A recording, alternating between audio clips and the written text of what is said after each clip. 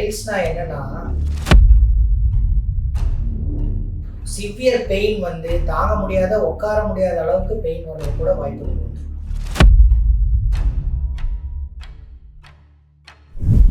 வணக்கம் ஃப்ரெண்ட்ஸ், எல்லாரும் எப்படி இருக்கீங்க?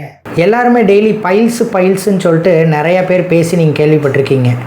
ஆனால் பைல்ஸ்னால் என்ன, அது என்ன வகையான வியாதி, அதை பற்றி நம்ம எல்லாம் இன்னைக்கு தெரிஞ்சுக்கலாங்களா?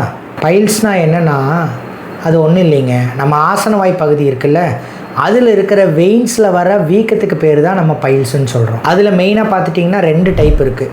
ஒன்று வந்து பார்த்திங்கன்னா இன்டர்னல் ஹெமராய்ட்ஸ்ன்னு சொல்லுவோம், இன்னொன்று வந்து எக்ஸ்டர்னல் ஹெமராய்ட்ஸ்ன்னு சொல்லுவோம். இன்டர்னல் ஹெமராய்ட்ஸில் யூஸ்வலாக வந்து பார்த்திங்கன்னா பெயின் வந்து கம்மியாக இருக்கும், பட் நம்ம மோஷன் போகும்போது ப்ளீடிங் ஆகிறதுக்கான வாய்ப்புகள் உண்டு. எக்ஸ்டர்னல் ஹெமராய்ட்ஸில் எப்படின்னா உங்களுக்கு பெயின் ரொம்ப அதிகமாக இருக்கும், அதே மாதிரி வந்து உங்களுக்கு அதில் கிளாட்ஸ் உருவாகி சிவியர் பெயின் வந்து தாங்க முடியாத உட்கார முடியாத அளவுக்கு பெயின் வர்றது கூட வாய்ப்புகள் உண்டு. இந்த பைல்ஸ் எதனால் வருதுன்னா மெயினாக பார்த்திங்கன்னா ஒரு 5 ரீசன்னால தான் வருது. அது என்னென்னு இப்போ பார்த்துடலாமா? மெயின் ரீசன் என்னென்னா உங்களுக்கு க்ரானிக் கான்ஸ்டிபேஷன், நம்ம மோஷன் போகும்போது டெய்லி கஷ்டப்பட்டு மோஷன் போகிறதுனால மெயினாக வருது. அடுத்தது வந்து ரொம்ப நேரம் உட்காந்துட்டே இருக்கிறதுனால வரும், ப்ரெக்னென்சி டைமில் இருக்கிறதுனால வரலாம், இல்லை நம்ம உடல் பருமன் ஒபிசிட்டி இருக்கிறதுனால வரலாம், இல்லை ஹெவி வெயிட் லிஃப்டிங் ஸ்ட்ரெயினிங் பண்ணுறதுனால அது மாதிரி வர்றதுக்கு வாய்ப்புகள் உண்டு. இதனால் உங்களுக்கு என்னென்ன சிம்டம்ஸ் எல்லாம் இருக்குன்னா, மோஷன் போகும்போது வந்து பார்த்திங்கன்னா ப்ளீடிங் இருக்கிறதுக்கான வாய்ப்புகள் உண்டு. அதே மாதிரி பாத்ரூம் போகிற இடத்துல வந்து சின்ன லம்ப் மாதிரி கட்டி மாதிரி இருக்கிறதுக்கான வாய்ப்புகள் இருக்குது. உட்காரும் போது டிஸ்கம்ஃபர்ட்டாக இருக்கும், உங்களுக்கு உட்காரும் போது பெயின் இருக்கலாம்.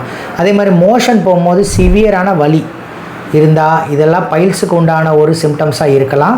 அப்படி இருந்ததுன்னா நீங்கள் வந்து என்ன மாதிரி ஒரு சர்ஜனை வந்து பார்த்து அது என்னன்னு ப்ராப்பராக வந்து கன்சல்ட் பண்ணி எக்ஸாமின் பண்ணிக்கணும். இந்த மாதிரி சிம்டம்ஸ் எல்லாம் இருந்ததுன்னா என்ன மாதிரி ஒரு சர்ஜனை நீங்கள் பார்க்கும்போது அவர் ஃபஸ்ட்டு வந்து உங்களை கிளினிக்கலாக எக்ஸாமின் பண்ணுவார்.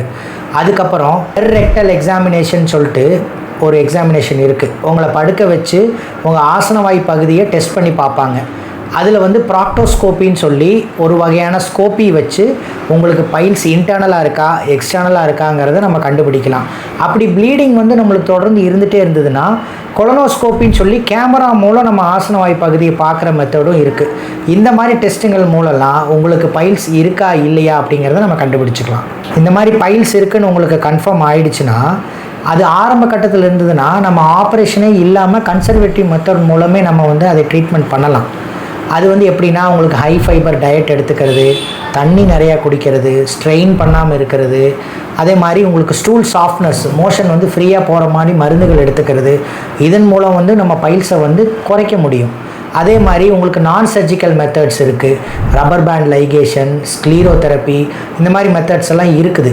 பட் இருந்தாலும் பைல்ஸ் வந்து உங்களுக்கு ஒரு அட்வான்ஸ் ஸ்டேஜில் இருக்கும் போது இதெல்லாம் வச்சு வந்து உங்களுக்கு வந்து 100% நம்ம க்யூர் கொடுக்க முடியாது. அதனால் சர்ஜரி பண்ணி இதுக்கு ட்ரீட்மெண்ட் பண்ணிக்கிறது தான் நல்லது. இதுக்கு வந்து இப்போ சர்ஜரியில் வந்து பார்த்திங்கன்னா நிறைய வகையான மெத்தட்ஸ் வந்து வந்துருச்சு. முன்னாடி வந்து பார்த்துட்டிங்கன்னா ஓப்பன் ஹெமராய்டெக்டமி, க்ளோஸ்ட் ஹெமராய்டெக்டமின்னு சொல்லிட்டு அந்த மாதிரி மெத்தட்ஸில் வந்து பண்ணிகிட்டு இருந்தோம். இப்போ வந்து புதுசாக மாடர்ன் டெக்னிக்ஸ் வந்து நிறைய வந்துருச்சு.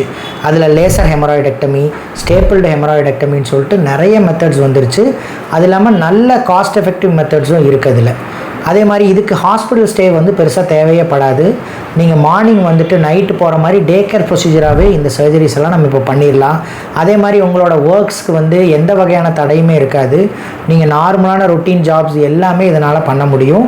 அதனால் இதுக்கு இந்த ப்ராப்ளம் ஆகுமோ, இந்த மாதிரி பிரச்சனை இருக்குமோ நீங்கள் பயந்துக்கவே தேவையில்லை. நீங்கள் கேட்கலாம், எப்போவுமே நீங்கள் ஆப்ரேஷன் பற்றியே சொல்லிகிட்டு இருக்கிறீங்களே, இது வராமல் எப்படி தடுக்கிறதுன்னு நீங்கள் சொல்லவே மாட்டேங்கிறீங்களேன்னு சொல்லி. கண்டிப்பாக பைல்ஸ் வராமல் நம்ம தடுக்க முடியும். அதுக்கு வந்து ஃபஸ்ட்டு மெயினாக வந்து பார்த்திங்கன்னா நிறைய தண்ணி குடிக்கணும். ஒரு நாளைக்கு மினிமம் 3 to 4 லிட்டர்ஸ் தண்ணி குடிக்கணும். ஒரு ஃபைபர் ரிச் டயட் சாப்பிடணும். அப்புறம் லாங்காக ரொம்ப நேரம் உட்காந்துட்டே இல்லாமல் கொஞ்சம் ஃபிசிக்கல் ஆக்டிவிட்டி, எக்ஸசைசஸ்ஸு, இந்த மாதிரி நம்ம டே டு டே ஆக்டிவிட்டீஸ் எல்லாம் நம்ம நல்லா இன்க்ரீஸ் பண்ணி நம்ம டயட்டெல்லாம் நல்லா மாடிஃபை பண்ணோம்னாலே இந்த பைல்ஸ் வியாதி வராமல் நம்மளால் தடுக்க முடியும். நான் முன்னாடியே சொன்ன மாதிரி உங்களுக்கு இந்த மாதிரி சிம்டம்ஸு, இந்த மாதிரி ப்ராப்ளம்ஸ் எல்லாம் இருந்ததுன்னா இதை வந்து நீங்கள் எதுவும் பயப்பட வேணாம். 100% க்யூர் நமக்கு இதுக்குனால கொடுக்க முடியும். அதுக்கு நீங்கள் பண்ண வேண்டியது என்னென்னா, சத்தியமங்கலத்தில் இஎம் ஹாஸ்பிட்டலில் டாக்டர் பிரின்ஸ் என் பேர், நான் இங்கே சர்ஜன் ஆகிருக்கேன். என்னை வந்து நீங்கள் கன்சல்ட் பண்ணுங்கள். அதை 100% நம்ம க்யூர் பண்ணி சரி பண்ண முடியும். என்றும் உங்கள் ஆரோக்கியத்தில் அக்கறையுடன் டாக்டர் பிரின்ஸ்.